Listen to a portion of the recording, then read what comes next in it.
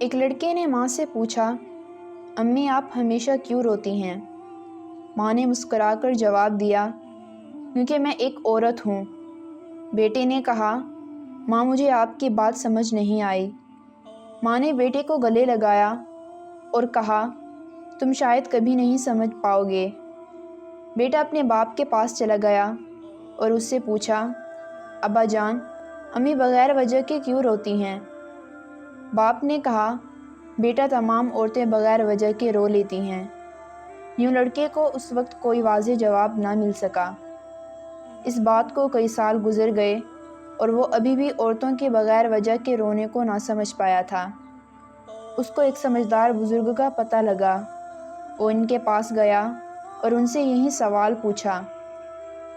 ان سمجھدار بزرگ نے جواب دیا، بیٹا، جب اللہ نے عورت کو بنایا اور اس کو مضبوط کندھوں سے نوازا کہ وہ دنیا کے بوجھ برداشت کر سکے، اور اس کو نرم پیار کرنے والے بازوں سے نوازا کہ وہ ان سے راحت دے سکے، اور اس کو بڑی قوت سے نوازا کہ وہ اپنی کوکھ کا بوجھ برداشت کر سکے اور بچوں کو جنم دے سکے، اور کبھی اپنے آپ کو کھائے جانے والے غم کو بھی سہارا دے سکے، اور پھر اس کو وہ خاص قوت بھی عطا کی کہ وہ اپنے خاندان کے غموں اور پریشانیوں کو بھی برداشت کر سکے اور ان کا خیال رکھ سکے، اور نہایت سخت حالات میں بھی بغیر کوئی شکوہ زبان پہ لائے اپنے قدموں پہ مضبوطی سے قائم رہ سکے۔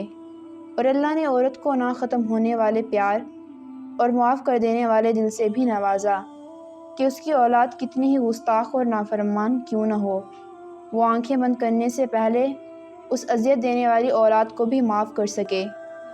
اور آخر میں اللہ نے عورت کو آنسو بھی عطا کر دیے کہ جب کبھی عورت کی تکالیف اور مشکلات حد سے بڑھ جائیں تو ان کا بوجھ کم کرنے کے لیے چند آنسو بہا سکے، اپنے دکھ کو کم کر سکے، اور پھر نئے سرے سے زندگی کے غموں کا سامنا کر سکے۔